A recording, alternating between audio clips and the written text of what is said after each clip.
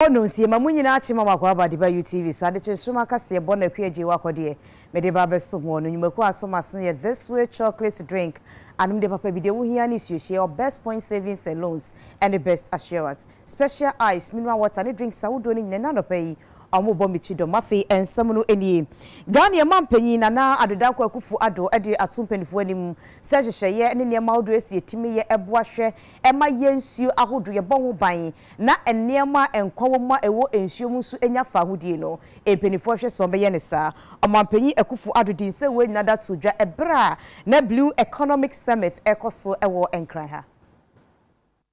The ocean is the lifeblood of our planet, covering some 70% of the Earth's surface.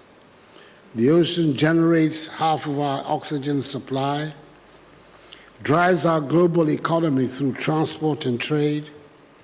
and provides food and livelihoods, as well as cultural and recreational value for billions of people around the world. The ocean, however, is changing. It is under increasing pressure from unsustainable fishing practices, pollution, marine debris, habitat loss, ocean acidification, and of course, climate change. The consequences of neglecting the ocean are dire, not just for the millions of people who depend on it for their livelihoods, but also for the health of our planet. We need to take decisive actions now to safeguard the ocean's capacity to regenerate and to continue to deliver substantial economic, environmental, and social value for our development. Ghana's coastline is some 550 kilometers, extending to some 200 nautical miles seaward, making up a total exclusive economic zone area of some 218,000 square kilometers. Our coastal area is home to some 7.5 million people. Like many other coastal African countries, the blue economy provides us with food, employment, and income. For instance, some 10% of Ghana's workforce is employed in the fishing sector, which also accounts for 4.5% of the country's GDP. Additionally, 70% of Ghana's trade is carried by sea through the ports of Tema and Takoradi. We are well positioned to benefit from the ocean resources if sustainably managed. Let us remember that the health of the ocean is not a distant concern. It is a pressing issue that affects us all, wherever we may live. So we should commit ourselves to this cause and work together to protect the ocean, secure our prosperity, and safeguard the health of our planet. Mashebejafo no hyehyeye embo no mo agitu mu ewo 2020 mu se aban betime dembra abai beboa ne apoapoa ho akrakwa ho ako ade atia COVID-19 no eye restrictions ahodo no na eno na obenfu kwadwo apiaje tua ede court kire mu se enamra kwan se aban beye sade no enti enra Supreme Court eko asetamba Supreme Court akase ekwan ya aban efa so ade sa emra ntutuye baye no ene Ghana ya mamra no ebo ebra na obenfu tua UTV ni Central for Dinkomo Ebra Supreme Court ekani nsem ewieye. Those, yeah, they will not be able to do so anymore. No, they will not be able to do so. But the case had come up earlier, before the president made the announcement last week. And that announcement alone also wasn't enough, because the restrictions came by a law. And so the government, the president just making a statement does not change the law. And so we are glad that the Supreme Court itself has pronounced that the law is illegal, is unconstitutional, shouldn't have been enacted in the first place. The decision means that the law which was passed in the first place was illegal. It was unconstitutional. It shouldn't have been passed because there were sufficient provisions in the Constitution to direct how the emergency should have been organized. We also made reference to the Public Health Act, which also gives an idea of how emergency should be organized in case there's a public health emergency in the country. And so that is what the court decided for us. Na Ablekuma Central Mashibejani na Ojinemu Emma Adeshia one NPP amayekoni dimu ena se so ni polling station executive no omo enter mu nkura enam so amayache baako edina kwa akoto efiase wei enam so Ablekuma Central NPP mpenifo kasa sere mpenifo a ewo amayekoni so mumbre meka na asumdwenye adwuma anyesa edihwenhwe beba amayekoni mu. Hierarchy should come to order because a party ni ba bemu kwa na wanya MP oba pressure oba CEO bi oba pressure oba position bi or party ni mu so me fra mpenyefo a national leadership so am friend to order the oye no or say party ni Ablekuma Central ya the 3 months penance a G seat ni free ensem Ablekuma Central anti se sa na want to move na also obetsa a lucky ya constituency the police station executive there and the otu on our own platform and Sembia Kosona se anko yimpu na leader walidi in 4 years na wo sign up to me bill se obabe leader na wuntumi nya botre and tolerate o subordinate there Ablekuma Central de dinyankopon extra delegate se sade we there empire as a leader who leading kofo who dey asundwe in a bed ebe lead you enti wuntumi nya saa how come say wo be samba biom say wo ba be lead ye ensi biom wuntumi lead ye because we are sure you obetuma tete ya nya den atumu eh politics nana adodankwa akufado jijaben na ya nana adodankwa akufado the current chairman of Ablekuma Central dazi me amejire me na issue and let me chana me kasa because as a leader there who be leading kofo udo bia beba na wakambom Ebrezanate can never lead us again na Ablekuma Central and am so krama UTV kase ye bomoden senke ne kanimra shebedwani a owo Ablekuma Central onimunyamfo Ebrezanate ebetwetwe enkomona so wo panyi entimi ama yakwanya no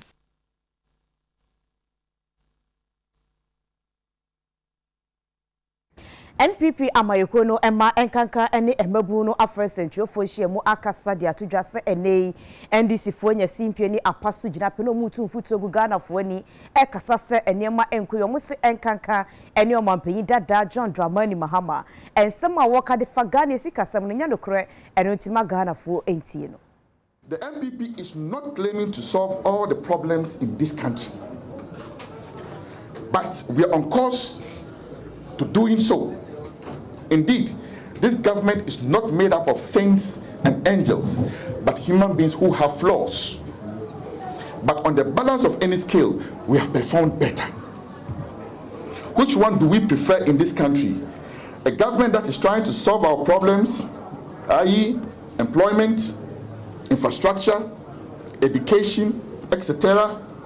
or an opposition party that beats about the bush with no clear policy for this country? The National Youth Wing of the NPP wants to challenge former President John Mahama and his NDC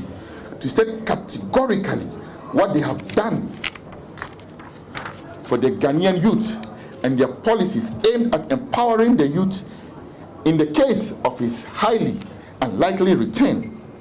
The Ghanaian youth should be taken seriously, and that is what we stand for. Let me state that we are very clear in our minds that the NPP government has a clear policy plan for the youth of this country,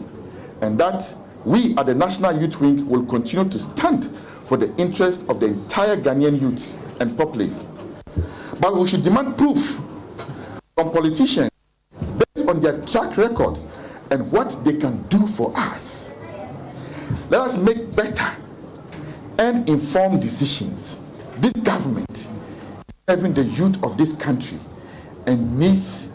your support to get it right. It is not a Matra Makwe situation. No.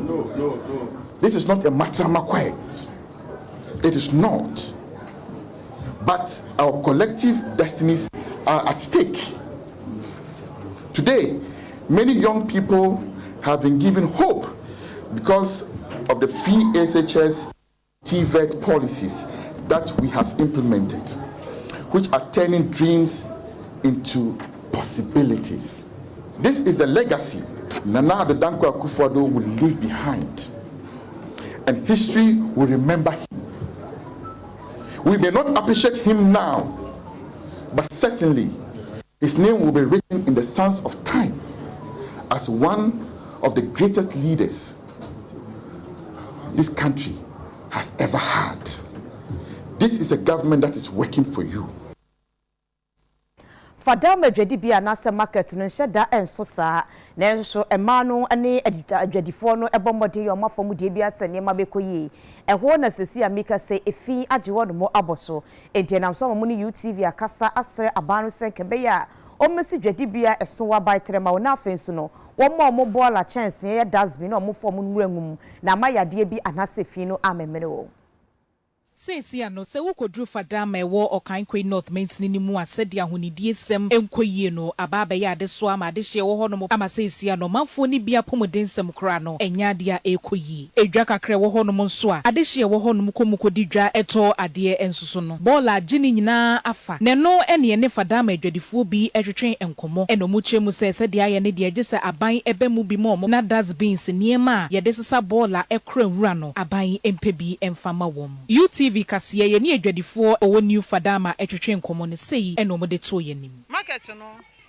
esan se enye yie nti no obi ampese den obeba nti esra ban se ne ha ne nyina ye basabasa ne ade no omra no mmeboa ye na ha nti ne yentimi nhedwa na amanfo mo akire nyina no omomra ne yenya market ne yie no ma ye bola baby a ye de ye bola so besi a se bi a bola bi a ne yetimi eden yasesa ne edi egum ama ha ne nyina asan ye fine first no we na ba abubo ya na ba se praha nyina no mbesisa ko be chiri na bola ka ba ye na ye nyina ye be register ye be bola ka no oba once a week e ba be fa for sometimes I say onye kwen wa oba enekura po wa ba abefa be se na wo mu ye adwuma wa no want to new raha na omba sisa we no Assemblyman owo new fadama Honorable Isa Abdullahi so ene ye twetwe nkomo ene ye eche ohawa wodo a omofamu enu nto mo sra ban se omra na omedom wo mo no ye ni market of fadama because when we said individuals no aye containers are almost to ade or areas omo na no anka etimi gada omo na edi omo call market no manka market ni betima aye dey but sisi no call market no mo we say among for na sisi dan wo mu nkiti na mu edi rent yo mu na mu wo mu na amu the dada market no so no individuals na wo no omu na omu ya no mu film because we be clear no otina no number say because efie omu the market na efie among for tititi wo no mu na wo no mu efie nti until say maybe ye be project bi wo no na ye be ma individuals na wo no ye be mo bia letters on to na any project no wo no mu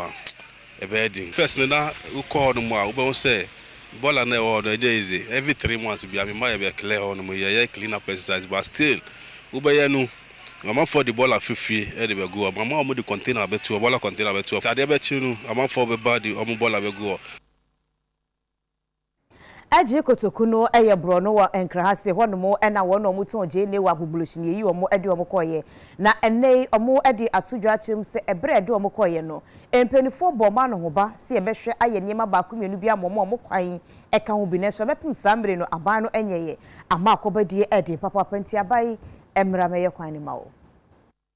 Aji kotoku eye bro no ewo ga west mansini mu ewo nkramantam yi mu na kotoku eye biaya ehonu mu nyini tentem so pa na okokohwe akwan ni ankwantempo ahodo adida mpatem ho na made hye ne nam so esemoni ensese ka kire enya ketekete mposi every media ekokotoku enya ohwa yenhwe wiwani so a enyi UTV kase boy kokopie mu ewo kwan so kokohu se ne akwan ni se atetia pansam edi afa ye ni ade hye ni bi kasa ye emode to ye nanim se be ya contractor wo ye ofanko ne nse wom kwantempo no aban fa agin kotoku kwan no so nka no ho no wi a waye edi apiso wo gbe efite kura ni kemaka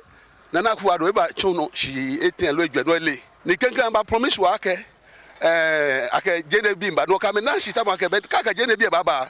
be sa ke afi ogbe na me promise wa ka ba afi wo kwa me hia hu aba bia ne ka ni woni bia ne le ehin kura ehin noko femo ni development baba o ye me kuma ke ameshika mba bia do